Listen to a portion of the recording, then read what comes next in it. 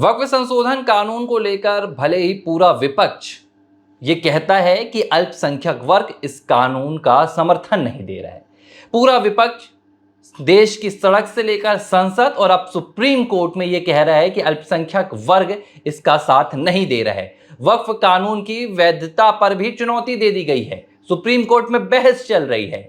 लेकिन जिस वक्त सुप्रीम कोर्ट में वक्फ कानून की वैधता पर बहस चल रही थी, उसी वक्त प्रधानमंत्री नरेंद्र मोदी के आवास में एक बड़ा मुस्लिम समुदाय इस बात की गवाही दे रहा था कि कैसे इस वक्फ एक्ट ने अब जो असल गरीब मुसलमान हैं, जो असल गरीब अल्पसंख्यक हैं और अल्पसंख्यकों में भी अल्पसंख्यक हैं, उनकी जिंदगी बदलने के लिए तैयार है। इस मुलाकात ने यह भी बता दिया कि प्रधानमंत्री नरेंद्र मोदी ने जो ध्येय वाक्य इस देश को दिया है, सबका साथ, सबका विकास और सबका विश्वास, अब वो कैसे तीसरे कार्यकाल में प्रधानमंत्री नरेंद्र मोदी के देश को विकसित भारत बनाने में अपना अहम योगदान निभा रहा है। पूरी कहानी बताऊंगा, ये भी बताऊंगा कि कैसे भिंडी बाजार की वो कहानी भी सामने आ गई, जिसमें यह पता लग गया कि ये वक्फ का जो भस्मासुर था वो सिर्फ किसी एक धर्म विशेष के लिए नहीं, बल्कि हर किसी की संपत्ति पर अपने पांव जमा रहा था। नमस्कार, एबीसी हिंदी न्यूज देख रहे हैं आप, मैं हूं आर मोहन तिवारी। वक्फ की वैधता पर जो वक्फ संशोधन हुआ, फिर जो कानून बना, भारी इसमें पहले भी विवाद हुआ, पूरा विपक्ष अड़ा रहा। हालांकि इसके बावजूद संसद में मोदी सरकार ने मजबूती के साथ वक्फ संशोधन अधिनियम को कानून के तौर पर यहां पर मंजूरी दिलवाई। अब सुप्रीम कोर्ट में भी इसकी वैधता पर चुनौती दी गई है। 2 दिनों तक सुनवाई भी हुई है, अगली सुनवाई 5 मई को होने वाली है। अब इसे लेकर पूरा देश में एक नैरेटिव तैयार किया गया। बंगाल में जिस लिहाज से परिस्थितियां बदली, बंगाल में जिस लिहाज से हादसे सामने आए, जो कुछ वहां पर हुआ वो सबने देखा। दावा क्या किया गया? दावा यह किया गया, विपक्ष ने यह दावा किया कि यह कानून अल्पसंख्यक वर्ग के खिलाफ है। प्रधानमंत्री नरेंद्र मोदी, भारतीय जनता पार्टी ने यह कानून अल्पसंख्यक वर्ग की मर्जी के खिलाफ लाया है। यह दावा देश के सामने दिखाने की कोशिश विपक्ष ने की थी। लेकिन जिस वक्त सुप्रीम कोर्ट में वक्फ कानून की वैधता पर बहस हो रही थी, उसी वक्त प्रधानमंत्री नरेंद्र मोदी दाऊदी बोहरा समुदाय के मुस्लिम भाइयों से मुलाकात कर रहे थे। और मुलाकात क्यों हो रही थी? क्योंकि यह समुदाय प्रधानमंत्री नरेंद्र मोदी का इस्तकबाल कर रहा था। दाऊदी बोहरा समुदाय शुक्रगुजार हो रहा था प्रधानमंत्री नरेंद्र मोदी का कि आपने असल में यह कानून अल्पसंख्यकों के लिए नहीं लाया, आपने जो बदलाव लाया है इससे अल्पसंख्यकों की जिंदगी नहीं बदलेगी, बल्कि अल्पसंख्यकों में भी जो अल्पसंख्यक हैं उनकी जिंदगी बदलेगी। दाऊदी बोहरा समुदाय की ओर से जब ये पूरे शब्द निकल कर आए तो सुनने वाले भी इसे देखकर सुनकर चौंक गए। अल्पसंख्यकों के भीतर भी अल्पसंख्यक, ये क्या है? ये वही है जिसका जिक्र प्रधानमंत्री नरेंद्र मोदी ने हाल ही में अपनी हिसार की रैली में किया था। इस बयान को लेकर भी पूरा विपक्ष आग बबूला हो गया। पूरा विपक्ष ये कहने लगा कि कोई देश का प्रधानमंत्री आखिर कैसे ये कह सकता है। लेकिन प्रधानमंत्री नरेंद्र मोदी ने यह बात की, खुले मंच से की, उन्होंने बंद 4 कमरों में यह बात नहीं की। पीएम मोदी अभी हरियाणा के दौरे पर गए थे और जब वक्फ का जिक्र हुआ, वक्फ कानून का जिक्र हुआ, जो नया संशोधन हुआ उसका जिक्र हुआ, तो प्रधानमंत्री ने यह बात की कि भाई देश में एक ऐसी संस्था है, एक ऐसा बोर्ड है जिसके पास देश की तीसरी सबसे बड़ी संपत्ति है। सेना और रेलवे के बाद वक्फ वो है जिसके पास सबसे ज्यादा जमीनें हैं, जब सबसे ज्यादा संपत्ति है। और अगर ये होने के बावजूद भी इस समुदाय के किसी जवान को, किसी नवयुवक को, किसी नौजवान को किसी साइकिल की दुकान पर अगर पंक्चर बनाना पड़ रहा है, तो इससे बड़ा दुर्भाग्य नहीं हो सकता। ये वो सच्चाई थी जो पीएम मोदी ने देश के सामने बयान की, और ये सच है। जिस एक वर्ग की, जिस एक समुदाय की, जिस एक पूरे एक अल्पसंख्यक वर्ग की रहनुमाई का दावा पिछले 70 सालों से विपक्ष करता आया है, जो सत्ता में था, 70 सालों तक जिसने देश की सत्ता में अपने पांव जमा कर रखे, आज भी अगर उसके युवा साइकिल की पंक्चर की दुकान से आगे नहीं बढ़ पा रहे हैं, तो फिर सवाल तो उठता है। लेकिन इस पर कोई चर्चा नहीं कर सकता, इस पर विपक्ष चर्चा नहीं करेगा, क्योंकि अगर इस पर चर्चा हो गई तो फिर आप उस समुदाय को जवाब क्या देंगे? राहुल गांधी महाकुंभ पर चर्चा करना चाहते हैं, राहुल गांधी चीन पर चर्चा करना चाहते हैं, लेकिन राहुल गांधी ये क्यों नहीं कहते कि जिस वायनाड ने से आप चुनकर आते थे, जिस वायनाड से आपको अल्पसंख्यक वोट सबसे ज्यादा मिलते थे, आप उनकी ये चर्चा संसद में क्यों नहीं करते हैं? लेकिन प्रधानमंत्री ने की और खुलेआम की उन्होंने, और बिना संकोच की, क्योंकि प्रधानमंत्री नरेंद्र मोदी का यह मानना है कि भाई अगर आपको किसी के जीवन में परिवर्तन लाना है, उसके जीवन में सुधार लाना है, तो सबसे पहले उसे देश की जो राष्ट्रीय पटल है उससे जोड़ना पड़ेगा, देश के सामने वो हकीकत लानी पड़ेगी। बंद पर्दे के पीछे अब कहानी नहीं लिखी जा सकती। और प्रधानमंत्री नरेंद्र मोदी ने इस बात का जिक्र किया कि अगर वक्फ के जरिए जो दावा किया जाता है देश की तीसरी सबसे बड़ी संपत्ति है, ये हकीकत है, इसके बावजूद अगर इस वर्ग के लोगों की जीवन में, उनकी जिंदगी में बेहतरीन नहीं हुई है, उनके जीवन में सुधार नहीं आया है, तो आखिर इस संपत्ति का उपयोग कहां हो रहा है?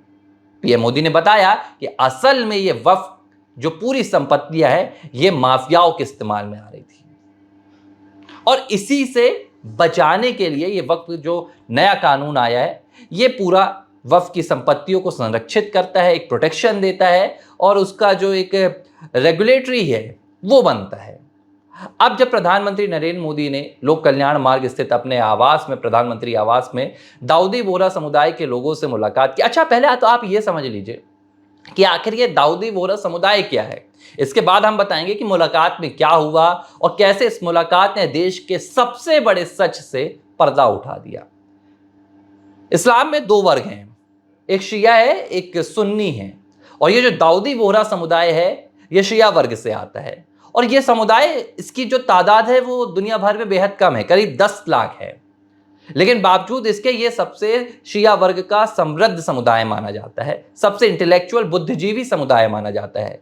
इस समुदाय के ज्यादातर लोग आपको व्यापार करते हुए मिलेंगे, शिक्षक मिलेंगे, चिकित्सक मिलेंगे, पेशेवर मिलेंगे, वकील मिलेंगे। ये इस वर्ग के लोग ऐसे काम करते हैं, ये एक उच्च वर्ग कहा जाता है, जो प्रबुद्ध वर्ग हम कहते हैं। ये एक मुस्लिमों का एक प्रबुद्ध वर्ग है जिसे हम दाऊदी बोहरा समुदाय कहते हैं। और जो बोहरा शब्द है, इसका जो पूरा आप अगर इसको समझेंगे तो ये गुजराती शब्द है जिसका मतलब ही होता है व्यापारी, ट्रेड करने वाले, व्यापार करने वाले। अमूमन जिस लिहाज से वे व्यापार करते थे, समृद्धि उनके पास थी, तो उन्हें इस नाम से पहचाना जाने लगा। अब इस समुदाय के लोगों ने जब प्रधानमंत्री नरेंद्र मोदी से मुलाकात की तो उनका शुक्रिया अदा भी किया कि आपने इतनी मजबूती के साथ वक्फ की ये पूरी लड़ाई लड़ी, और वक्फ का ये जो नया कानून लेकर आया है, ये किस तरह अब जो असल अल्पसंख्यकों में भी अल्पसंख्यक हैं उनके हितों की रक्षा होगी। अब ये आप समझिए कि अल्पसंख्यकों में भी अल्पसंख्यक ये क्या है। अब जब ये बात दाऊदी बोहरा समुदाय ने की तो कईयों के कान खड़े हो गए, और उनका जो जिक्र था उसका मतलब वही था जो बात प्रधानमंत्री नरेंद्र मोदी ने हिसार की रैली में की। अल्पसंख्यकों में भी अल्पसंख्यक।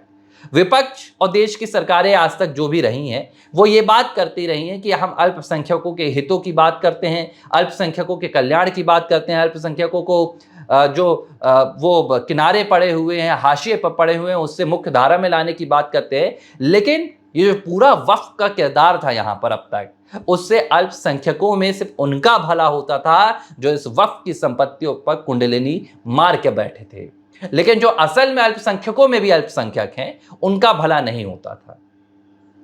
दाऊदी बोहरा समुदाय ने यह बात प्रधानमंत्री नरेंद्र मोदी के सामने की, और उन्होंने ये भी कहा कि इस एक्ट के जरिए, इस नए कानून के जरिए अब उनका भी भला होगा।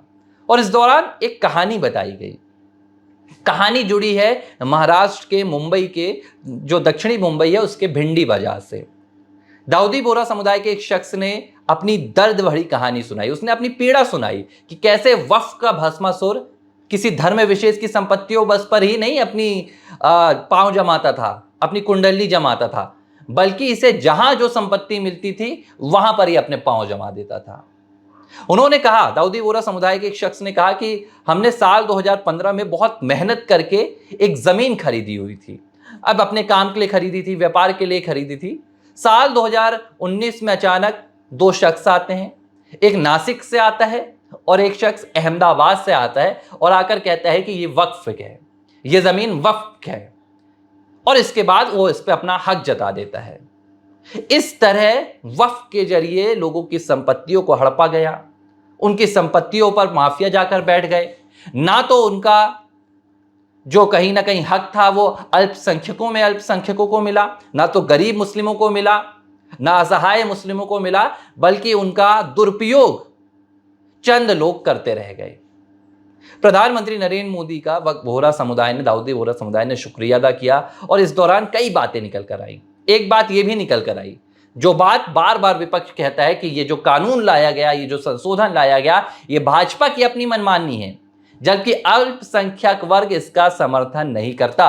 पश्चिम बंगाल में ये बात ममता बनर्जी कह रही हैं, उत्तर प्रदेश में ये बात अखिलेश यादव कह रहे हैं, दिल्ली में राहुल गांधी। लेकिन दाऊदी बोहरा समुदाय ने वक्फ में ये जो नए परिवर्तन लाए गए, इसके पीछे की कहानी भी बयां कर दी। दाऊदी बोहरा समुदाय ने बताया कि कैसे प्रधानमंत्री नरेंद्र मोदी 5 सालों से इस कानून पर मेहनत कर रहे हैं, इस एक्ट पर चर्चा कर रहे हैं। पीएम मोदी ने भी जिक्र किया। पीएम मोदी ने कहा कि जब उनके पास ये विचार आया करीब 5 साल पहले कि मुझे वक्फ पर काम करने की ज़रूरत है, वक्फ पर नए बदलाव लाने की ज़रूरत है, ताकि इसका जो सही फायदा है वो इसके असली हकदारों को मिल सके। पीएम मोदी ने कहा कि इसके लिए मैंने सबसे पहले जो बात की थी वो मैंने सैयदना साहब से की थी। सैयदना मोहम्मद वक्फ, ये जो दाऊदी बोहरा समुदाय है, इसके सबसे बड़े और सबसे प्रमुख धर्मगुरु हैं और उन्होंने प्रधानमंत्री नरेंद्र मोदी की सहायता के लिए बोहरा समुदाय के तमाम जो प्रबुद्ध जन हैं, जो बुद्धिजीवी हैं, जो लीगल एक्सपर्ट हैं, उनकी टीम तैयार की। प्रधानमंत्री नरेंद्र मोदी ने 3 सालों तक पूरा संवाद किया, वक्फ के अलग अलग मायने समझे, इस कानून को कैसे बदला जा सकता है, कैसे इस कानून के जरिए अल्पसंख्यकों के जो असली हकदार हैं उन तक इसका फायदा पहुंचाया जा सकता है। और इसके जरिए प्रधानमंत्री नरेंद्र मोदी ने ये लंबी दौड़ के बाद आखिरकार 2025 में वक्फ में ये नए परिवर्तन लेकर आए। और अब उन्होंने ये भी बताया कि पूरी दुनिया इस परिवर्तन को देखेगी, पूरी दुनिया देखेगी कि कैसे अब वक्फ का सही इस्तेमाल होता है। और बोहरा समुदाय ने कहा कि जाहिर सी बात है, जो प्रधानमंत्री नरेंद्र मोदी का ध्येय वाक्य है, सबका साथ, सबका विकास और सबका विश्वास, ये अब और भी सारगर्भित होगा और ये बढ़ेगा। और जाहिर सी बात है, देखिए हाल ही में जो प्रधानमंत्री नरेंद्र मोदी का एक बयान आया था, जो मैंने जिसका जिक्र किया हिसार में, जो उन्होंने कहा कि अगर वक्फ के जरिए लोगों का हित हुआ होता, अल्पसंख्यक वर्ग को इसका असल लाभ मिला होता, तो आज इस वर्ग के नौजवानों को, युवकों को साइकिल में बैठकर पंचर की दुकान में नहीं बैठना होता। तो इसमें विपक्ष ने बड़ी आपत्ति जताई। विपक्ष ने कहा कि भाई, तो देश में जब प्रधानमंत्री नरेंद्र मोदी की सरकार आई, इसके बाद क्या बदलाव है? तो ये बात विपक्ष को समझनी चाहिए कि आज अगर प्रधानमंत्री आवास योजना है, तो ये जो आवास योजना है, ये किसी की जात धर्म देखकर उसे घर नहीं देती है, बल्कि जो इसके हितग्राही होते हैं उन्हें ये घर मिल जाता है। किसान कल्याण योजना है, उसकी जो राशियां मिलती हैं वो किसी की जात धर्म देखकर नहीं मिलती, बल्कि जो उसके असल हितग्राही होते हैं उन्हें मिल जाता है। तो इसी तरह सबका साथ, सबका विश्वास और सबका विकास, इसकी राह में अब जो वक्फ नया संशोधन यहाँ पर आया है, ये भी जो उसके असल हकदार हैं, जो उसके असली हितग्राही हैं, उन तक लाभ पहुँचेगा।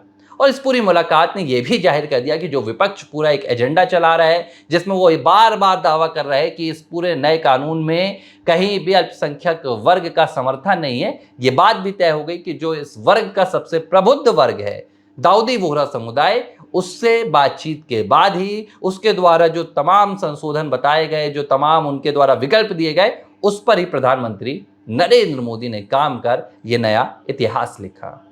एबीसी हिंदी न्यूज, आज ही जुड़िए हर खबर के साथ।